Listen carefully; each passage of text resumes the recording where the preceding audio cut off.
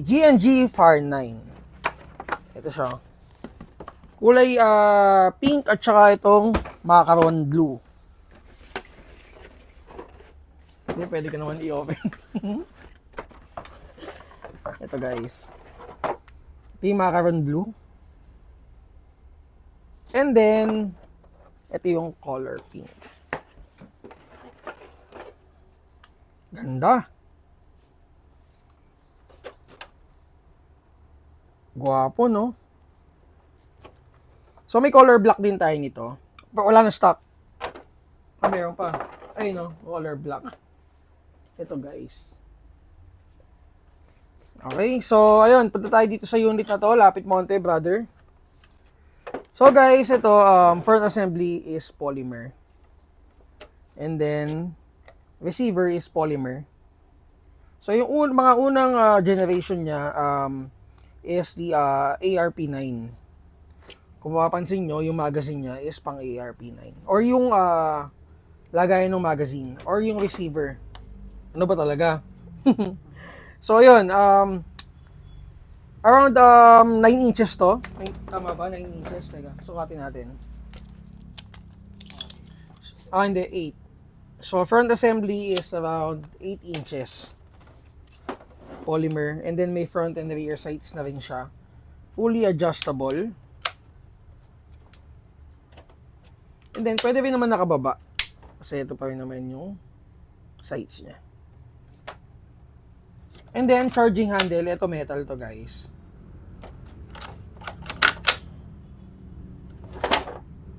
And then, naka-flat trigger na rin siya or speed trigger.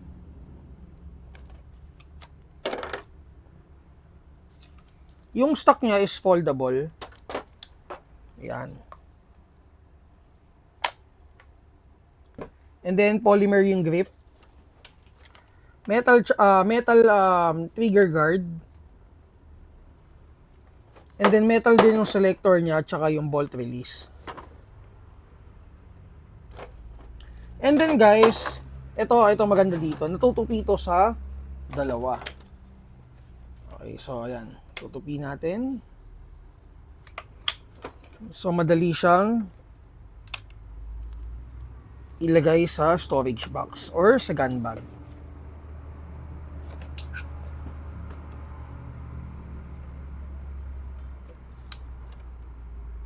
Ayos, di ba? And then, pag ibabalik mo siya, kailangan mo siyang hatakin na ganito. Para pumasok yung tawag dito, yung chamber niya. And then, ito yung pinaka-locking system niya dun sa handguard. Then, ganyan. And then, may guys, ito yung hatakan niya. Dati, akala ko, sling swivel daw.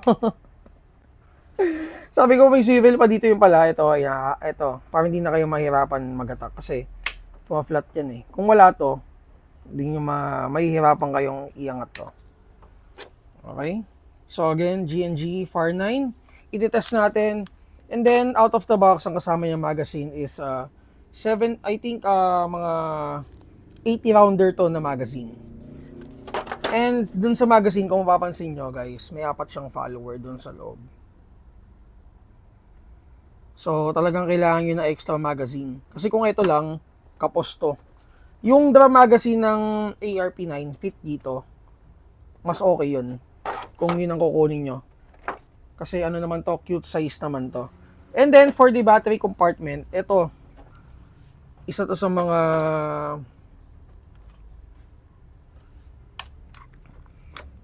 tricky na kung paano pinagkasya dito ng G&G yung yung wirings niya dun sa loob dito. Siyempre dito yan dumaan. Kasi hindi mo siya makikita dito yun. Di ba? Magic. Yan. And then may battery na pala siyang kasama guys. Ito. Chiclet type battery. Ang kasya dito is small tootsie type. Pasukin sa loob. Iayusin lang yung wirings para ma-fit. Yung mga unang labas nito, yun, madalas na babal. Buti nga inayos na ni G&G. Ito, parang yung dati, parang sliding lang, di ba? Ang daming cases na napuputol to. Hindi kasi ganito yung ano niya, yung pinaka locking system niya dati. And then pakita ko rin pala to sa inyo, guys. Ito FAR 9 to, 'di ba? Ito meron tayo ditong ARP9 3.0. Ayan.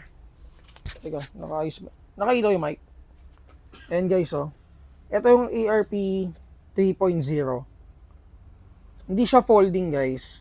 Kung medyo ano kayo dun sa colorway, though may black naman, kung hindi nyo trip yung ganong na-fold, na may ganong system dun sa unit, ito, kumbaga parang basic setup ng ARP9. And then ito na-fold. Yung likod lang yung na-fold. Battery compartment andito pa rin. Polymer pa rin. Polymer body. Ito, CNC. May grip na rin siya. And then, ito yung pinaka-ano niya sa front assembly. Yung flash hider nito, guys, ito, ganito pala itsura. Ayan. Ito parang mic suppressor lang to eh. And then, yung sights niya, ganyan, parang KAC na style na sights. Naka-flat trigger din for better response. Okay. So, ARP9 3.0. Check nyo sa G drive natin. Ito, madami din naghahanap nito, guys. Ito, PDW Bato. One of the best units na meron sa GNG. PDW, ano na lang, yung standard Bato, wala na kami stock.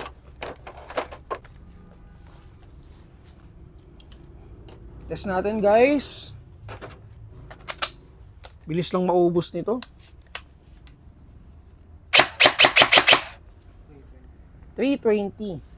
Tingnan nyo, guys, ito. Ilang segundo lang to. Auto.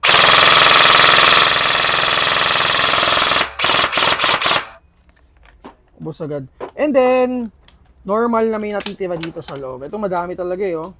Kaya talagang suggested na mag-extra magazine kayo. Overall performance, siyempre GNG to. Maganda yung performance ito out of the box. GNG FAR 9. So for details, kung ano pang mga gusto niyo itanong, mag-PM lang kayo sa page natin. And para doon sa mga new subscriber natin, guys, like nyo page namin, Mavs Tactical. Check nyo na lang yung link sa baba or dun sa may mismong channel namin dito sa YouTube. And don't forget to add din dun sa, or i-add nyo yung sarili nyo dun sa